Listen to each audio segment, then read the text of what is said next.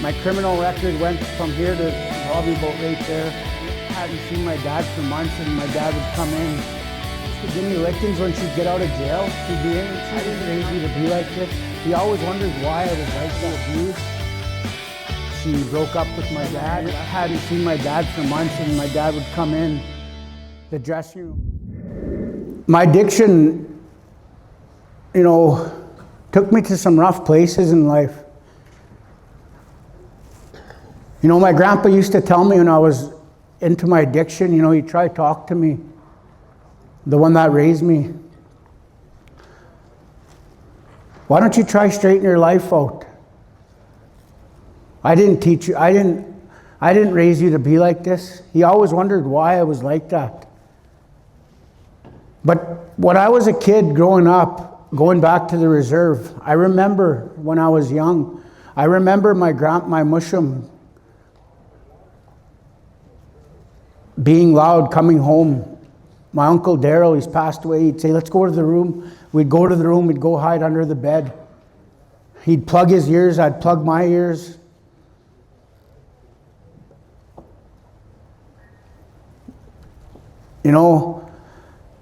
That's intergenerational trauma. Us as men too, to this day,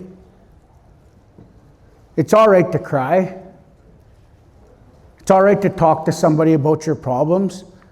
It's no good to hold things in. That's where a lot of anger comes, a lot of addiction, a lot of mental health issues, a lot of suicide.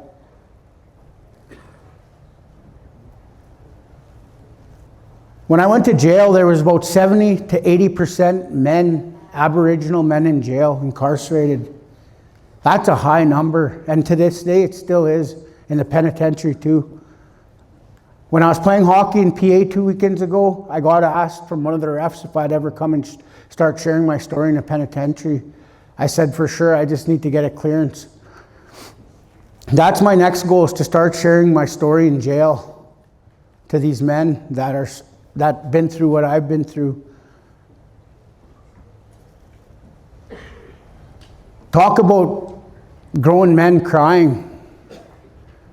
I was in Regina Correctional one time, and we had a sharing circle.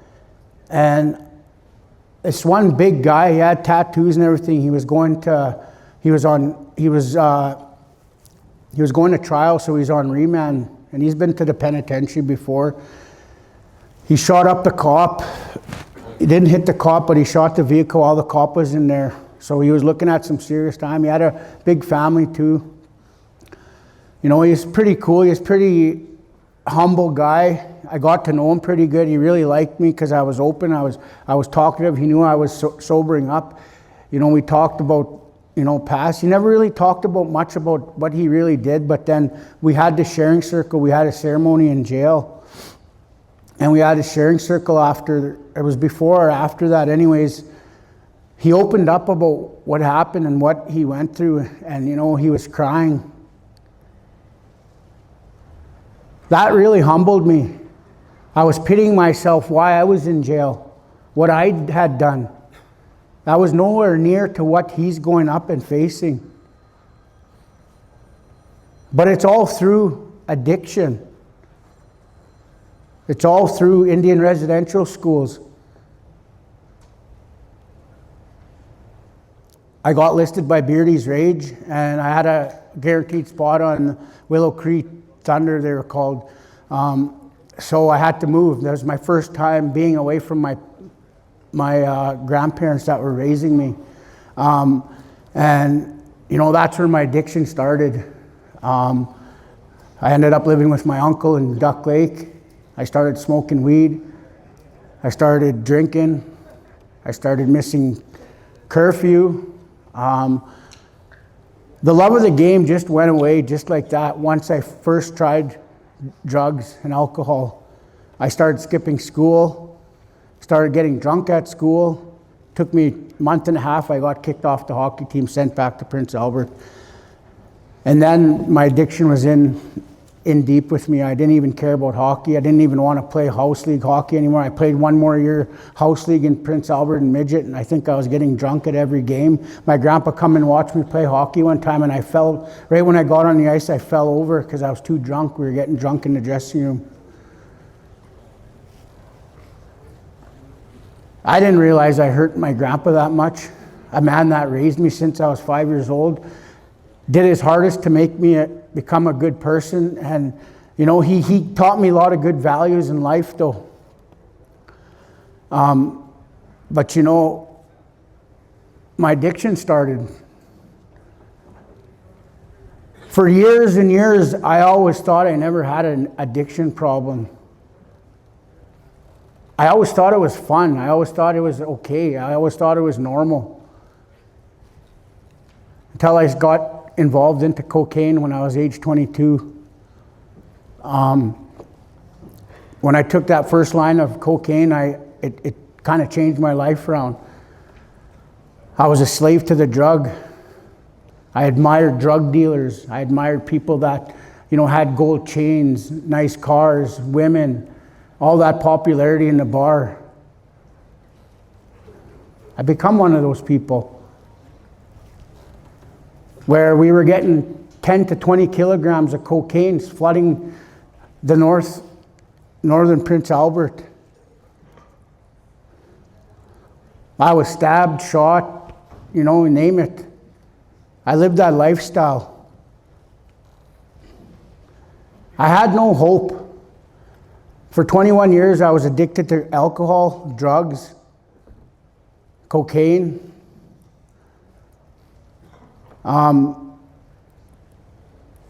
Selling drugs to families that are suffering, where their kids are almost starving. I thought I was cool. That ain't cool. That ain't being a man. That's being a chicken shit. I say that because I lived that lifestyle versus today. I know some people, that's all they know. But there is hope out there. I go to a lot of communities and speak, and a lot of the communities are going through the same issue. And I really believe that it boils down to chief and council. Leadership. Leadership's got to be strong, sober, in order for your community to be that way. I'm sorry if I offend any leadership that's in here, but it's a reality. If you want to be a leader in your community, try to do it sober.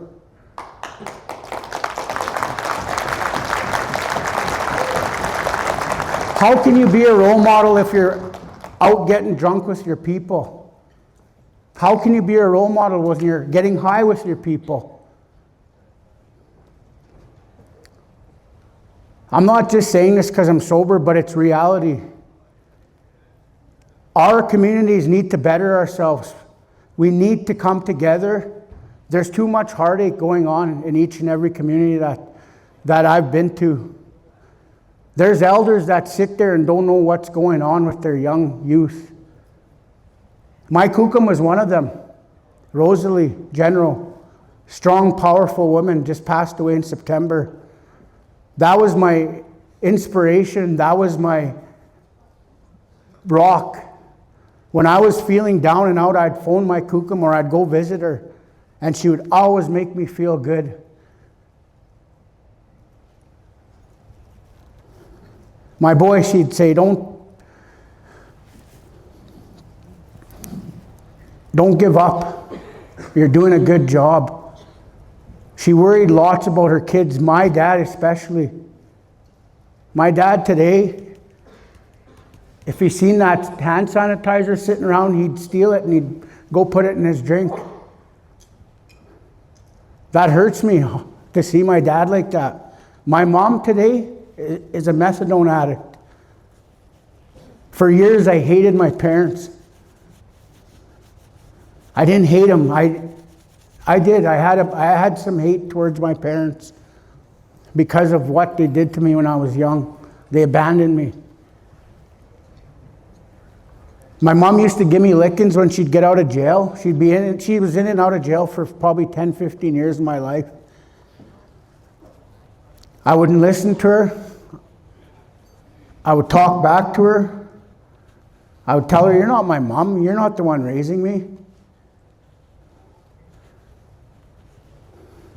I love my mom today. About 2.5 years ago, I had to forgive my parents. I had to forgive my dad. I had to forgive my mom. That's not for them, it's for myself in my heart. The reason why is because I'm on this healing journey. When I have a chance, I go stop in and see my dad. Last time I went and seen him, he was sober. He said he was sober a month.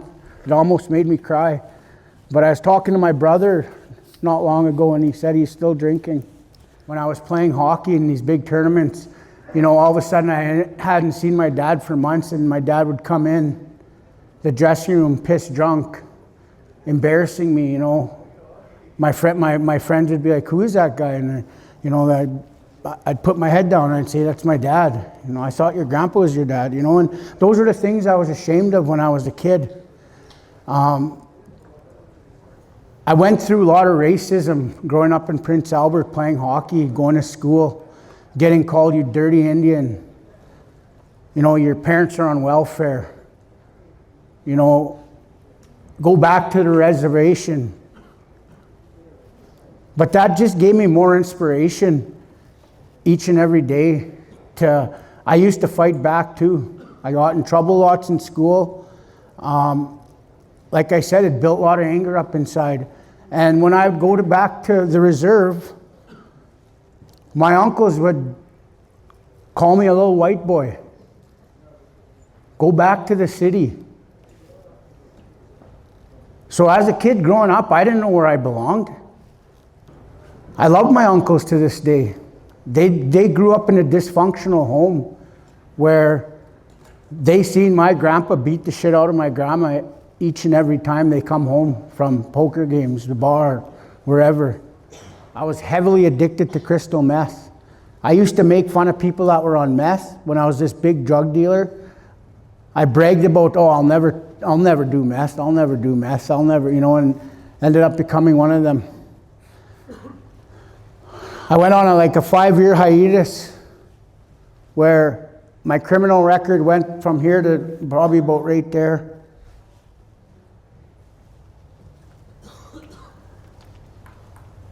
Right before I was arrested, about a week before I was arrested, I was hanging around with a lot of my cousin. He was head of TS in Prince Albert. He's gone now.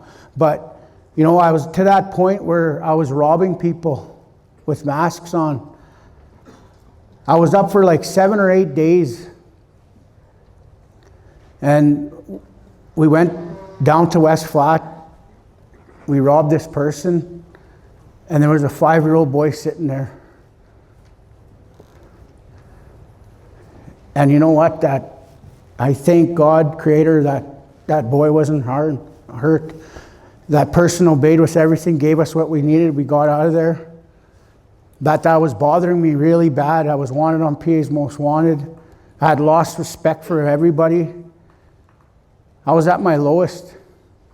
I went back to my grandfather's place where he had kicked me out on the streets, but he let me back in. He never gave up on me. I loaded up a shotgun and I had it in my mouth ready to blow my head off because I was so sick and tired of life.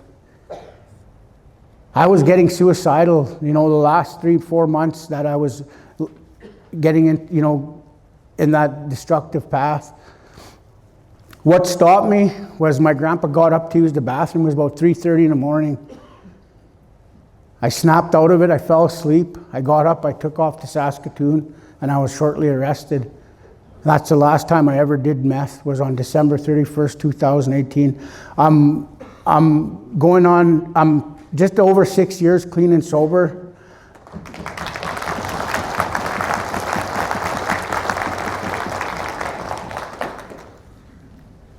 And life is about choices. I like how when I listen to Jordan Tutu speak, that's what he says. Life is about choices. We all have a choice to get up in the morning and look in the mirror and tell yourself you love yourself.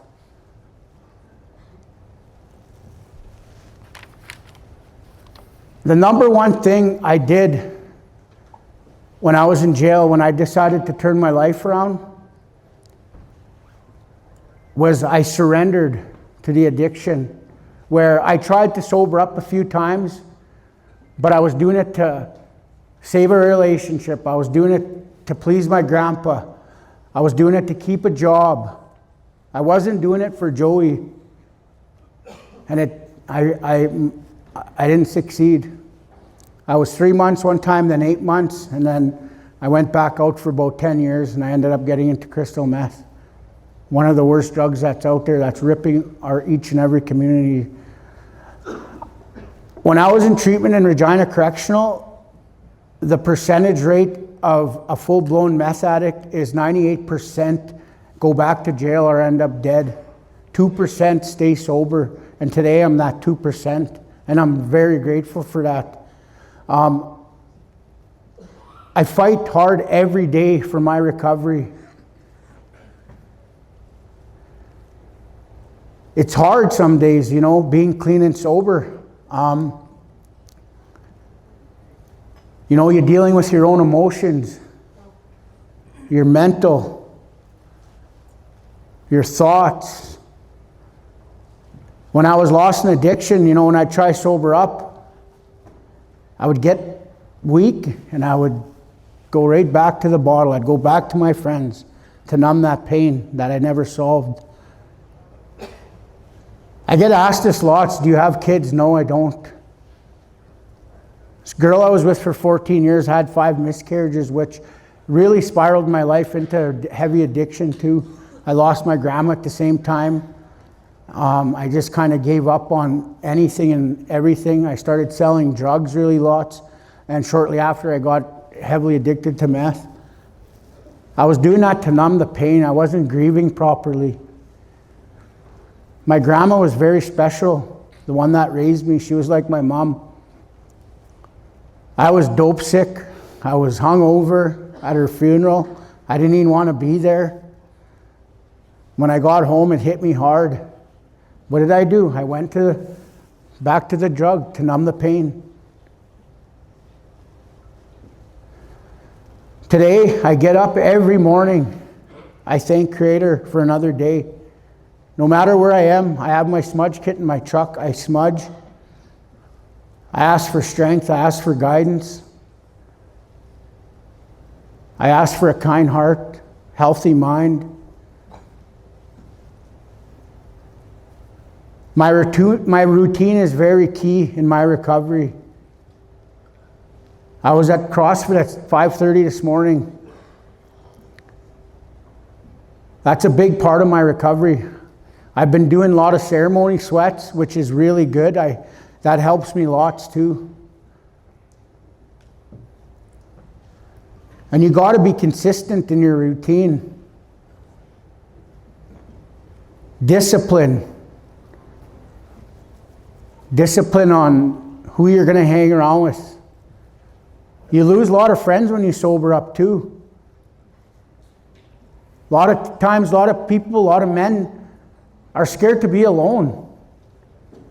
That's one of the biggest things you got to learn when you want to sober up, is to be alone. Learn to be alone. Learn to love yourself. Learn to know who you are again. Because we forget who we are when we're messed up.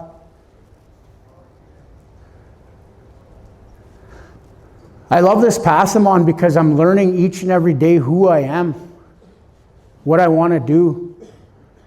I'm learning each and every day to leave it in Creator's hands no matter what, to not stress over things that don't matter to you. Staying in your own lane too, not worrying about what other people think of you, not worrying about what other people are doing.